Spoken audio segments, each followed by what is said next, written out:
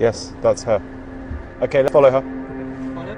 One migrant worker dies every week in Lebanon. And told me that here is a cemetery. I will kill you in the night and throw you there.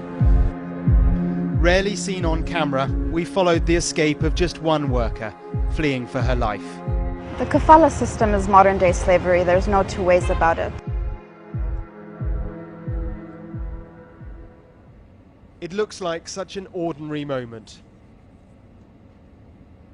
but it's far from that. Okay, let's follow her. Okay. Go, go, go. It's the story of an escape from slavery, and you're watching it as it's happening. Sarah, 26, from Ghana, is stuck in Lebanon. She's allowed us to capture this moment as she slips away from abusive families she's been working for. Well, we're just approaching Beirut now, and the first stage of her escape is almost complete. In a suburb, she's met by another Ghanaian woman who escaped a similar ordeal a few months ago. Our introduction is brief and filmed discreetly. How are you doing? Okay?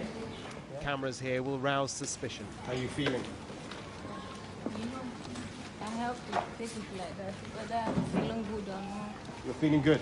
Yeah. Okay. Well, we'll go inside and we'll have a chat inside. I came to Lebanon to work and get money. I work with some woman, the one who bring me in Lebanon. First day, when I came there, he received me good with the husband. They were good to me. Only 1 week they change.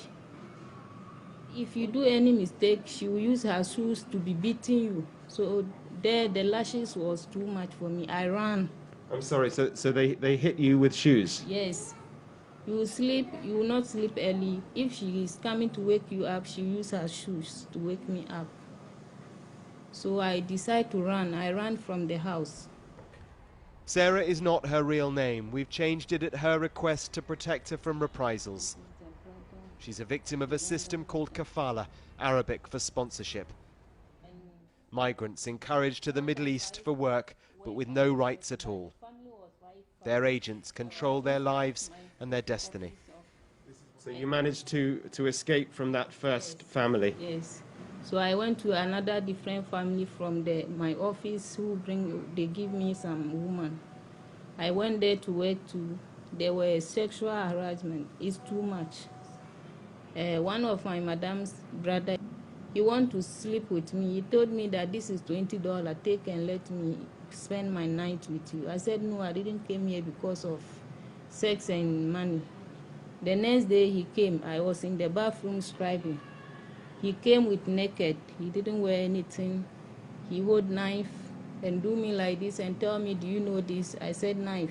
So he put it on my neck and told me that if you don't know and you tell my sister, I'll kill you. Here is a cemetery. I will kill you in the night and throw you there. No one will know that it's me.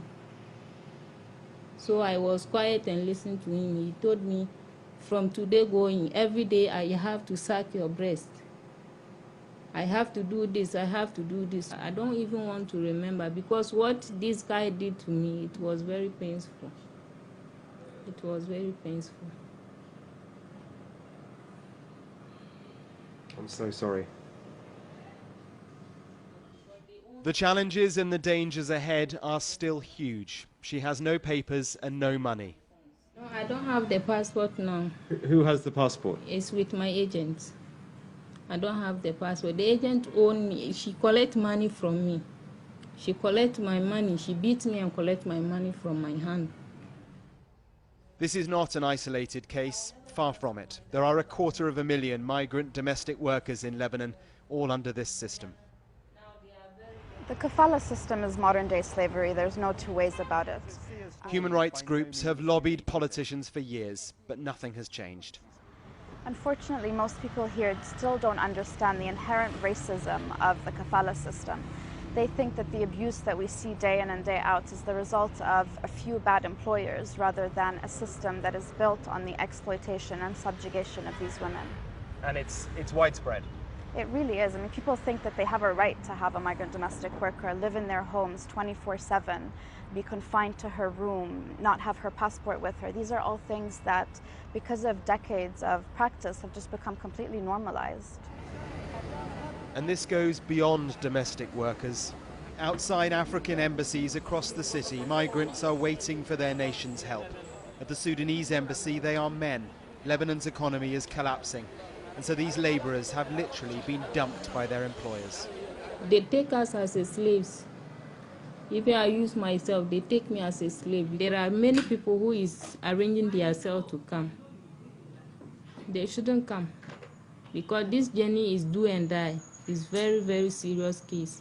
They shouldn't come. The Lebanese government has in the past acknowledged that the system needs reforms, but they've yet to be implemented. Our requests for an interview have not been met. The charity who helped Sarah escape will now work with Ghana's embassy to try to get her and so many others like her home. Mark Stone, Sky News in Lebanon.